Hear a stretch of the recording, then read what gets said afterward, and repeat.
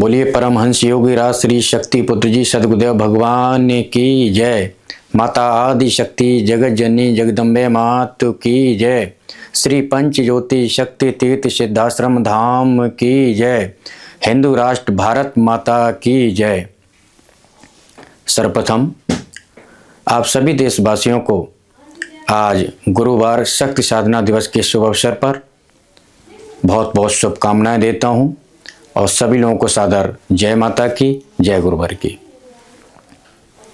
पिछले कई दिनों से मैं देख रहा हूं कि धर्म की आड़ में अपने वेशों को बदलकर और जो अपने काली करतूतों का जो धंधा चला रखा है,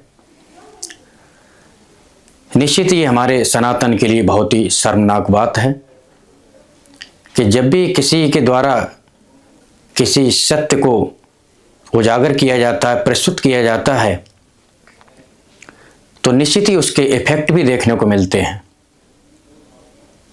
इसी तरीके से अभी कुछ समय पहले हमारे गुरुदेव भगवान ने कुछ कथावाचकों के खिलाफ जो उनकी क्रियाएं हैं, जिस तरीके से वो समाज में कार्य कर रहे हैं, एक सम्मानित व्यासपीठ पर बैठकर,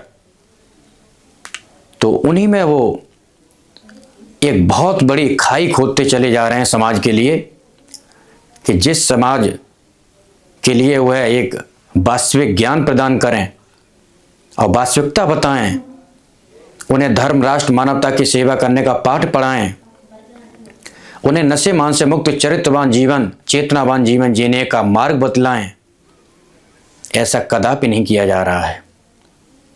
जबकि यह सारी चीजें हर इंसान के मूल में समाहित होनी चाहिए। लेकिन जब मुखर होकर हमारे गुरुदेव भगवान कोई सत्य की विचारधारा समाज में प्रस्तुत करते हैं, तो निश्चित ही कुछ लोगों को बहुत बुरा लगता है।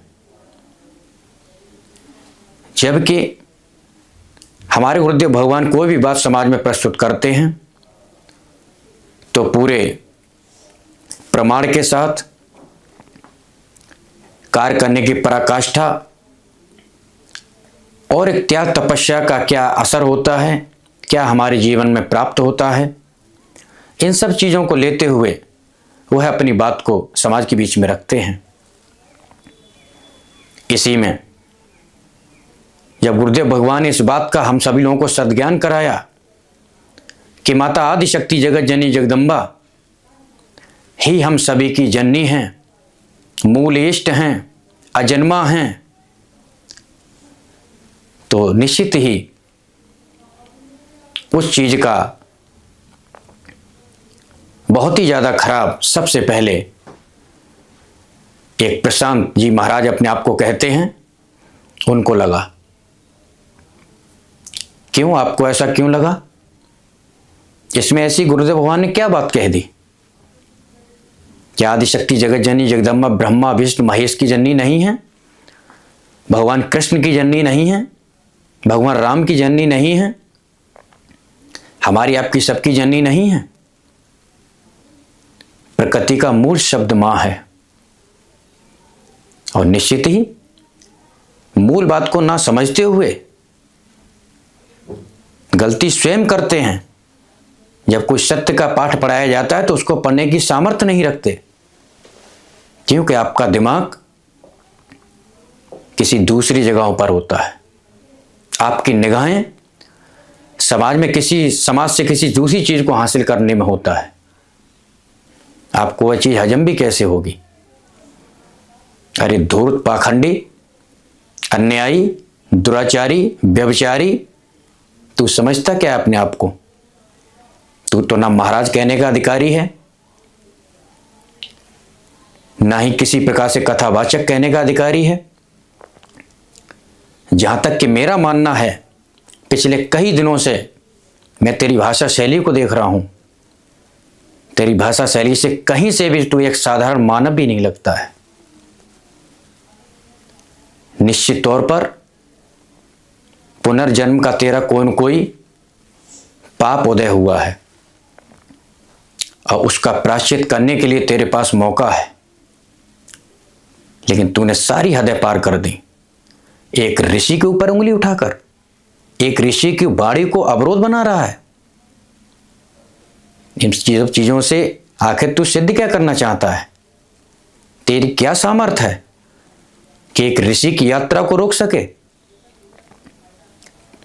हमारे गुरुवर एक ऋषि परंपरा से हैं और स्वयं सच्चिदानंद के अवतार हैं, जिन्होंने मानव तन में अपने आप को अवतार लेकर धर्म, राष्ट्र, मानवता की सेवा के लिए पूर्ण नसीमा से मुक्त चरित्रवान चेतनावान साधक और साधिकाओं को तैयार करने के लिए यहां पर अवतार लिया है।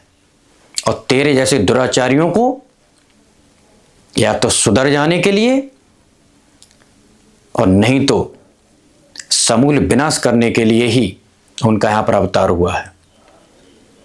अरे धूर्त पाखंडी अज्ञानी, तुझे इतना भी ज्ञान नहीं कि हमारे पहले के ऋषि मुनि सूर्य की गति को रोकने की सामर्थ्य रखते थे, अपने अंदर वह वाक शक्ति प्रभावक रखते थे कि जो कह देते तो वह पत्थर की लकीर बन जाती थी। हमारे ऋषि मुनियों के पास अलौकिक सामर्थ्य हुआ करती थी। हमारे ऋषि मुनियों ने नए स्वर की रचना की। उनके पास ऐसा कौन सा सामर्थ्य नहीं थी जो ना कर सकते थे?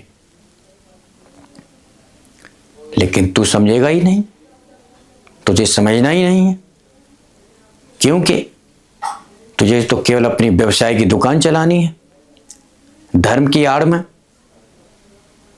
तू अपनी बता, व्यास गद्दी पर बैठकर तूने कितने लोगों को नशा मुक्ति का संकल्प कराया? कितने लोगों को इस बात का ज्ञान दिया कि नशा नाश की जड़ है? हमारे सरकारी आंकड़े बताते हैं कि जितने भी अपराध होते हैं, एक्सीडेंट होते हैं, इत्यादि घटनाएं, जघन्य अपराध होते हैं, उनकी सभी घटनाओं में मूल नशा होता है। तूने एक बार भी अपना विवेक जागृत करते हुए कभी भी किसी व्यासपीठ से बैठकर अपनी कथा में किसी भी श्रोता को यह बताया कि आप लोग पूर्ण नशा मुक्त रहें, मांसाहार मुक्त रहें, चरित्रवान जीवन जिएं, सुबह सूर्योदय होने से पहले जागें? बस केवल रास रंग कहानी किस्सों को समाज के बीच में रख देना और कुछ धर्म ग्रंथों का अध्ययन कर लेना, पढ़ लेना रट्टू तोते की तरह, और बस कहानी की तरह सुना देना। अपने जीवन तक में तो उन चीजों को धारण नहीं किया है। रामायण जी क्या कहती हैं, गीता जी हमें क्या संदेश देती हैं, इसका तुझे सार बिल्कुल भी नहीं मालूम है। और तू एक ऋषि के बारे में इतनी अनर्गल टिप्पणी जो कहीं से भी मर्यादा के अंतर्गत नहीं आती हैं। अरे कहीं कोई बात, अगर कोई समस्या थी, कोई बात अगर नहीं समझ में आ रही थी, गुरुवर के दरबार में तो सभी के लिए रास्ते खुले हुए हैं।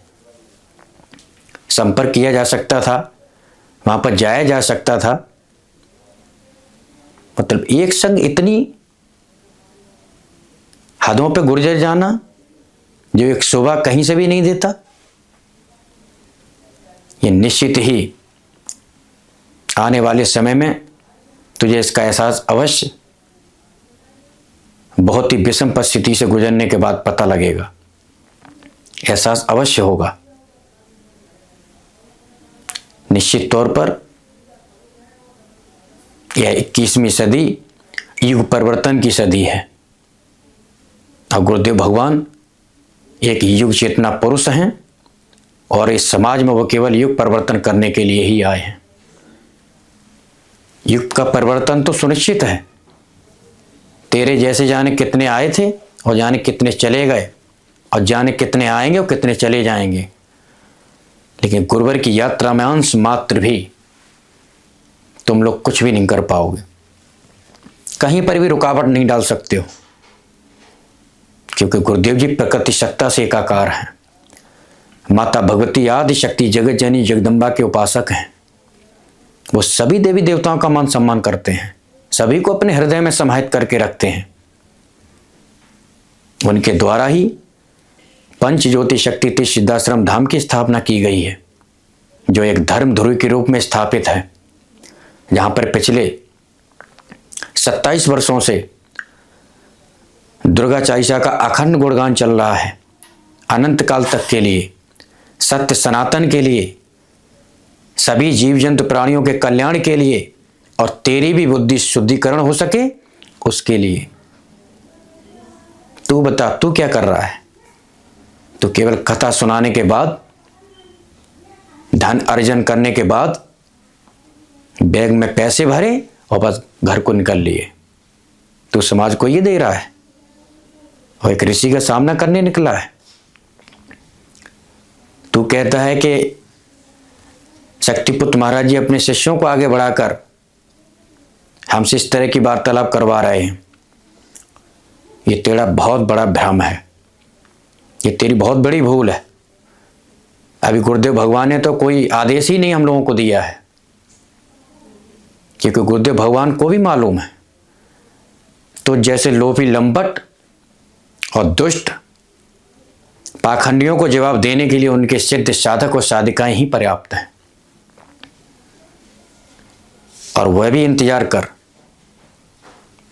अगर तूने अपने आप को नहीं सुधारा, अपने आप को सही दायरे में लाकर अपने जीवन में उस चीज़ों को अनुसरण नहीं किया, इसी तरह से अगर चर्चा का विषय अगर तूने बनाया और यही सब सिस्टम चलता रहा तो एक दिन वह दूर नहीं होगा, गुरुदेव भगवान का हम लोगों को आदेश भी मिलेगा। और फिर देखना, तुझे कहीं पर चूहे के बिल में भी छुपने की जगह नहीं मिलेगी। इसलिए तुझे मैं समझा रहा हूं, अगर समझ सके तो समझ ले और गुरुदेव भगवान के सिद्धाश्रम धाम में जाकर वहां की दिव्य शक्तियों का आशीर्वाद ले। 11 महाशक्तियों की स्थापना की गई है, प्राण प्रतिष्ठा की गई है, उनका आशीर्वाद लेकर और गुरुदेव भगवान से क्षमा याचना करके अपने जीवन की एक नई यात्रा को तय कर। तेरा भी कल्याण होगा और जितने लोगों को कथा सुनाता उनका भी कल्याण होगा। इन्हीं शब्दों के साथ मैं अपनी वाणी को विराम देता हुआ मैं पुनः गुरुवर माँ के श्री चरणों में कोटि कोटि प्रणाम करता हूँ और अगले वीडियो में मैं फिर मिलूंगा। जय माता की, जय गुरुवर की।